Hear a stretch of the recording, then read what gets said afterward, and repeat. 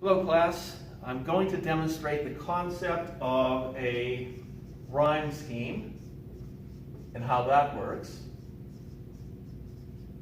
in the context of two sonnets.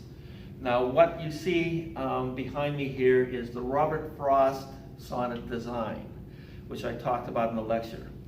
Okay, it's one of the more modern sonnets, as we talked about. Listen to the music and listen to the rhyme scheme. I'll talk about the rhyme scheme.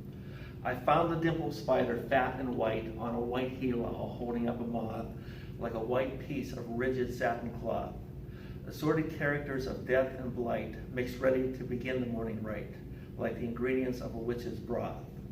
A snowdrop spider, a flower like froth, and dead wings carried like a paper kite. What had that flower to do with being white, the wayside blue and innocent halo? What brought the kindred spider to that height, then steered the white moth thither the night? What but design of darkness to appall, if design govern in a thing so small?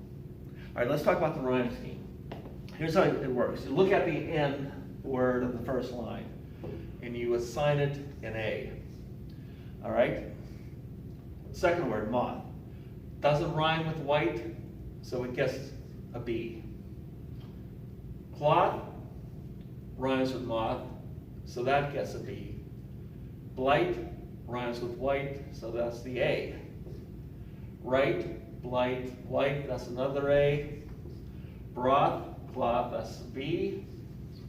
Froth, another B. And kite, right, blight, white, that's an A.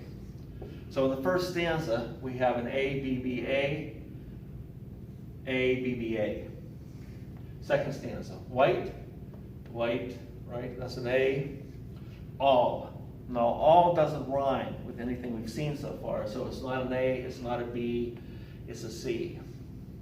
Height is an A. Right is an A. Appall rhymes with all, that's a C. Small, appall all, that's a C. So the rhyme scheme for this sonnet is ABBA, ABBA, ACA, ACC. All right, the ABBA, ABBA is a standard form in what's called an Italian sonnet.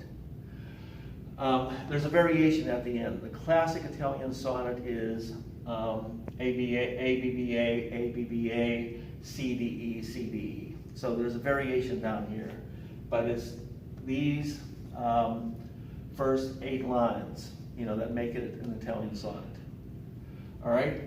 Now I talked about a volta, or a turn. Every sonnet has some type of turn, and if you look at this, what you actually see is the difference between the first stanza and the second stanza. First stanza is descriptive. It's what the speaker of the poem finds one morning. I found the dimpled spider fat and white on a white helo. Helo is a type of flower that's normally blue. So a white helo means it's sort of a freak of nature. And a white moth. Just a description of what he sees. The sonnet turns when he begins wondering what this means. What had that flower to do with being white, the wayside blue and innocent helo? What brought the kindred, same color, kindred spider to that height and steered the white moth thither in the night? What but design of darkness to appall? In other words, he assigns this, this freak of nature, this white flower, white spider, white moth. A white spider is also sort of a freak of nature. You think of spiders as being brown or black, right? So the speaker of the poem is sort of reflecting on what this all means. And then at the end, he throws it off. It's design of darkness to appall, if design govern in a thing so small. All right, so that's Frost's handling of an Italian sonnet. What I have over here is a Shakespeare sonnet. It's, shall I compare thee to a summer's day? All right. Shall I compare thee to a summer's day? Thou art more lovely and more temperate. Rough winds do shake the darling buzz of May, and summer's lease hath all too short a date. Sometimes too hot the eye of heaven shines, and often is his gold complexion dimmed. And every fair from fair sometimes declines, by chance or nature's changing course untrimmed. but thy eternal summer shall not fade, nor lose possession of the fair thou owest. Nor shall death brag thou wondrous in his shade, when in eternal lines to time thou growest.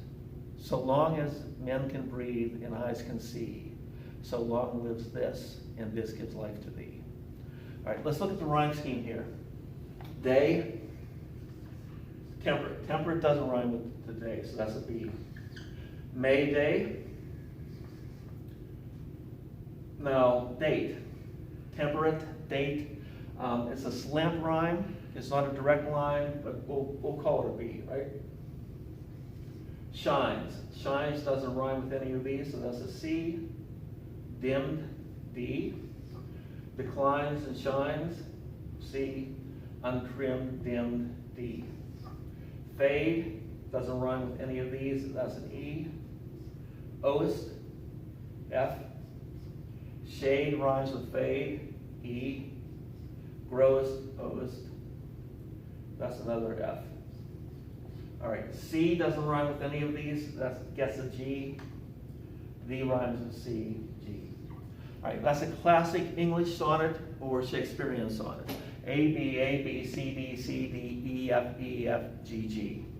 You know, it always ends with a rhyming couplet, you know, at the end of the sonnet. Where's the turn? The turn, basically in a Shakespearean sonnet, often comes at the end. The whole sonnet he's saying, you know, I'll compare you to my love to a summer's day. You're more lovely, you're more temperate than that. But then he reflects on, at the end, so long as men can see and so long as men can breathe and eyes can see, so long lives this, and this gives life to thee. What is this? This is the sonnet itself. What he's basically saying, the speaker of the poem is saying is, I immortalize you.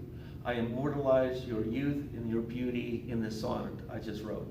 This sonnet will live as long as men can breathe and eyes can see.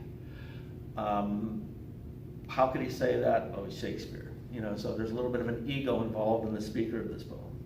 Right, but the rhyme scheme, A, B, C, D, E, F, G, G, makes this a classic English Shakespearean sonnet. Over here, the ABBA, and then the variation at the end, ACA, ACC. It's an Italian sonnet. All right, so that is just a way to explain rhyme scheme. Mary Oliver talks about iambic pentameter, and you can hear the rhythm. I'll now exaggerate it. I found a dimpled spider, fat and white. I found a dimpled spider, fat and white. Remember, iambic is that dun dun dun dun dun dun dun dun dun dun, 5 feet. And by feet, you know, we're dividing not into words but into syllables. I found a dimpled spider, fat and white.